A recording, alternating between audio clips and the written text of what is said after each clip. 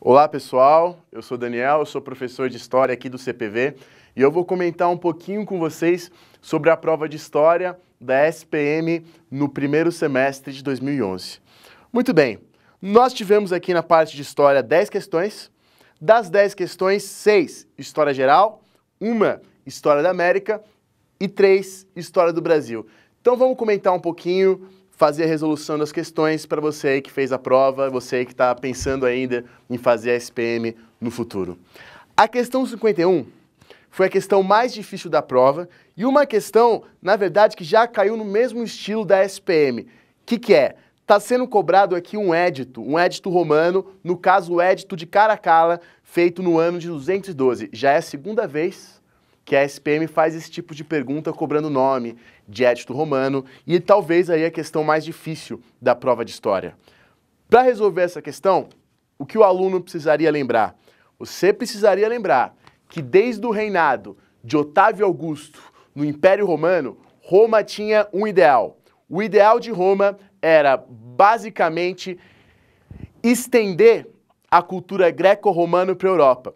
Então você vê aqui na questão que com esse édito, todos os habitantes do Império Romano são considerados cidadãos. A partir do édito de Caracalla, no ano de 212, 55 milhões de habitantes do Império Romano são considerados romanos, são considerados cidadãos de Roma. Isso é um ideal que vem lá de Otávio Augusto e que o imperador Caracalla consolida, e aqui nós temos um grande império, portanto, a alternativa correta, como vocês veem aí, alternativa D.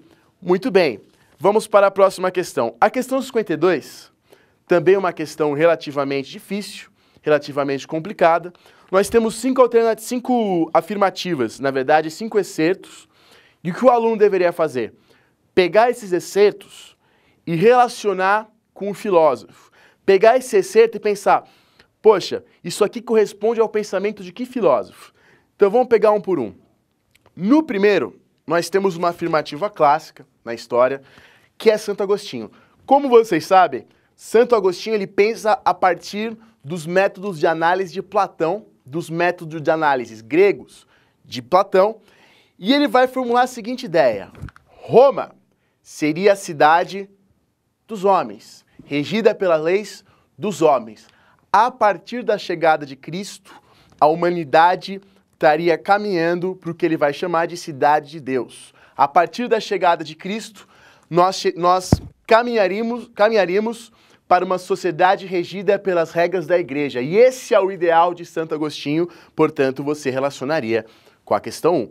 Na afirmativa 2, dessa questão 52, vocês vão ter o seguinte, vocês vão ter uma afirmação pertencente a São Tomás de Aquino. Vocês vão lembrar que para São Tomás de Aquino, fé e razão, muitas vezes, são dois rios que desembocam no mesmo oceano.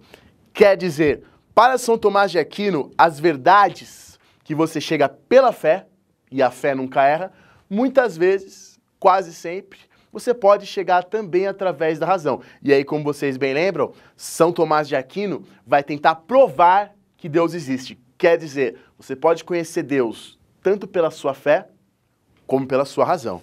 Portanto, a 2, São Tomás de Aquino. Afirmativa 3, da questão 52, vocês têm aqui uma afirmação clássica de Maquiavel. Como vocês bem lembram, para Maquiavel, o dever máximo do príncipe, o dever máximo do governante é manter o seu Estado, é manter o seu governo, é manter a estabilidade e a integridade do seu território. Como vocês bem lembram, Maquiavel rompe com a ética cristã. Maquiavel fala, nem sempre o bom é o melhor. Nem sempre você ser uma pessoa boa, honesta e transparente vai te favorecer nesse mundo. Nem sempre você ser bonzinho, entre aspas, você seguir a ética cristã nesse mundo, vai ser o melhor para você se dar bem nesse mundo. Então, vocês relacionam a alternativa 3 com Maquiavel. A 4, vocês vão relacionar, obviamente, com Thomas Hobbes. Lembra-se? Para Hobbes, o ser humano é naturalmente um ser mesquinho, é naturalmente um ser mau, é naturalmente um ser que quer tirar proveito de tudo.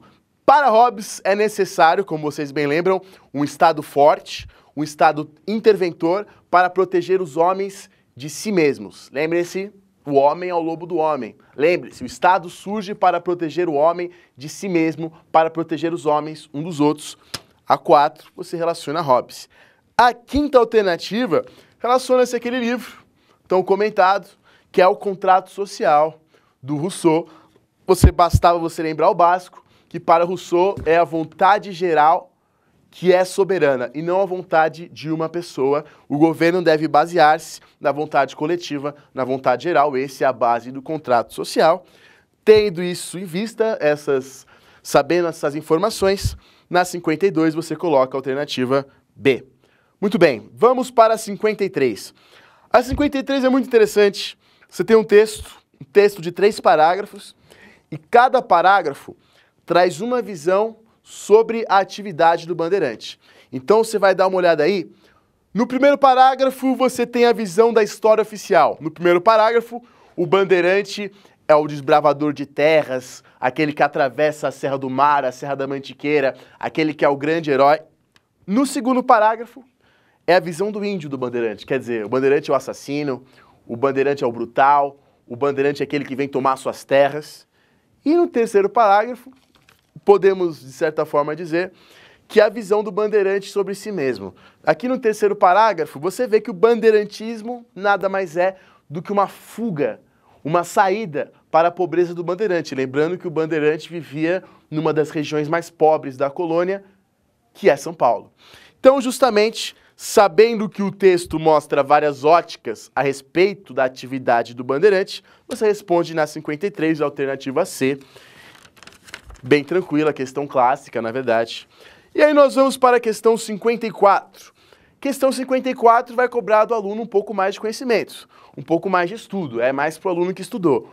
O aluno tinha que ter um conhecimento sobre um personagem que é central na história da América, que é um rapaz chamado Bartolomeu de las Casas.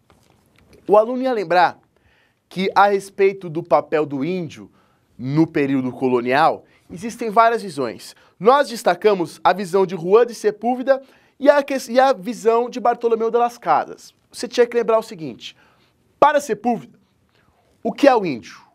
O índio não é um ser humano, o índio é um animal. Se o índio é um animal, o índio pode ser o quê? Escravizado. Já para Bartolomeu de las Casas, o índio é considerado um ser humano. Se ele é considerado um ser humano, ele não pode ser escravizado. Se ele é considerado um ser humano, qual é o papel do padre? No caso do Bartolomeu de las Casas, né, pertencente à ordem dominicana, qual é o papel do padre? No caso da visão de Bartolomeu de las Casas, o papel do padre é evangelizar o índio, é proteger o índio, e Bartolomeu de las Casas é um dos grandes defensores do índio, dos direitos indígenas. E aí, sabendo dessas informações, você coloca na questão 54, a alternativa A. Muito bem, passemos para a questão 55. A questão 55 aborda aquilo que é um tema clássico. A questão 55 aborda justamente o tal do Tratado de Comércio e Navegação. Questão tranquila, o aluno precisava lembrar o seguinte: com a vinda da família real para o Brasil, Portugal, que já era submisso à Inglaterra, passa essa submissão para o Brasil. Então, assim que os portugueses desembarcam no Brasil, assim que a corte se interioriza no Brasil, nós temos a passagem desse processo de submissão para o Brasil. Quer dizer, quando a corte vem para o Brasil, ela se compromete a assinar vários tratados com a Inglaterra, reafirmando a submissão do Brasil perante a Inglaterra, mais uma das heranças que nós levamos aí no século XIX do período colonial. Entre esses tratados, que vocês conhecem, vários, o texto se refere ao Tratado de Comércio e Navegação, que dá privilégios alfandegários aos produtos vindos da Inglaterra, privilégios ao capital inglês aqui no Brasil. Alternativa correta da 55, portanto, alternativa E. Passemos para a próxima questão. Alternativa E. Passemos para a próxima questão, é a questão 56. A questão 56, você veria pelo texto, que se refere ao tal do Congresso de Viena. Você vai se lembrar que após a queda de Napoleão, as potências absolutistas, juntamente à Inglaterra, fazem uma grande reunião, o Congresso de Viena, e essa reunião tem como objetivo reorganizar a Europa, ver o que se vai fazer com a Europa após a queda de Napoleão. Então, basicamente, você deveria saber que os protagonistas nessa história são Áustria, Prússia e Rússia, os bárbaros do Oriente, juntamente à Inglaterra, esses quatro, os grandes inimigos da França nas guerras napoleônicas, e você deveria lembrar que um dos princípios fundamentais do Congresso de Viena é o chamado princípio da legitimidade. O princípio da legitimidade garante a volta de todas as fronteiras dos países europeus como eles eram antes das guerras napoleônicas. Basicamente, voltar antigos reis, voltar antigas fronteiras, né? Daí vem o nome. Fronteiras legítimas, reis legítimos voltariam após os congressos de Viena, após a queda de Napoleão Bonaparte. Portanto, a alternativa correta, a alternativa D. Muito bem. Passemos para a questão, então, para a questão 57. Questão 57 abordando um tema clássico da história, que é a Segunda Guerra Mundial. Pelo texto, o texto você ia reconhecer é brasileiro, é sobre o Brasil. O texto trata do momento em que o Brasil rompe suas relações diplomáticas com a Alemanha. O momento em que o Brasil declara guerra ao eixo, guerra ao Japão, à Itália e à Alemanha. E a justificativa é o seguinte: o Japão, como está no texto, agrediu um Estado americano. E os dois outros países, ou seja, Alemanha e Itália, ficaram do lado do Japão. Basicamente, a pergunta era o seguinte: que agressão é essa? Todo mundo ia se lembrar, né? Tão falada nos filmes, tão falada nas revistas, tão faladas na TV, o ataque de Pearl Harbor. O ataque de Pearl Harbor, o Japão ataca a base norte-americana e justamente se inicia, dizemos que a guerra mundial chega ao Pacífico nesse momento. Portanto, a alternativa correta, a alternativa E. Muito bem, passemos para a próxima questão. Questão 58. Questão 58, vocês têm aqui uma caricatura, vocês têm aqui um grande texto, e você tinha que se lembrar, a partir da caricatura e a partir do texto, de uma estratégia de Vargas para manter-se no poder. Você deveria lembrar, basicamente, que em 1937, Vargas, juntamente com um general chamado Olímpio Mourão Filho, elabora um plano chamado Plano Cohen. O Plano Cohen seria uma tentativa dos comunistas brasileiros de chegarem ao poder. Um plano dos comunistas brasileiros para chegar ao poder. Um plano dos comunistas brasileiros de queimar igrejas, assassinar famílias.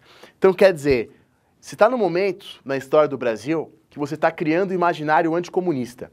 Você está criando a ideia de que o comunista é aquele que vai acabar com a fazenda, acabar com a família, acabar com a propriedade, acabar com a religião. Vargas trabalha isso aí. O Plano Cohen, como todos sabem, é uma mentira, é uma invenção da alta cúpula do governo Vargas. E baseado nessa invenção, que é divulgada no rádio, a população brasileira fica com medo, fica apavorada, e o Vargas tem legitimidade para, em 1937, dar um golpe de Estado, tornar-se ditador e inaugurar aquilo que nós conhecemos como Estado Novo. Portanto, alternativa correta, alternativa C. Muito bem, passemos para a próxima questão. A próxima questão é a questão 60. A questão 60, vocês precisavam ter um certo conhecimento de mundo, um certo conhecimento de arte. Vocês têm aqui duas obras surrealistas do pintor Juan Miró, e o aluno deveria ter um certo conhecimento de mundo para reconhecer essas pinturas.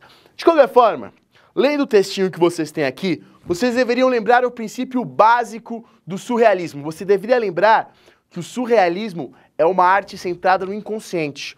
O ideal do surrealismo é que a arte deve ser a expressão daquilo que está no inconsciente. A arte deve ser a manifestação do inconsciente. Esse é o ideal de Juan Miró, esse é o ideal da pintura. Alternativa correta, aqui as duas pinturas. Alternativa correta, portanto, alternativa A. Muito bem, espero que vocês tenham tido uma ótima prova, espero que vocês tenham uma ótima faculdade e eu desejo tudo de bom para vocês. Até mais.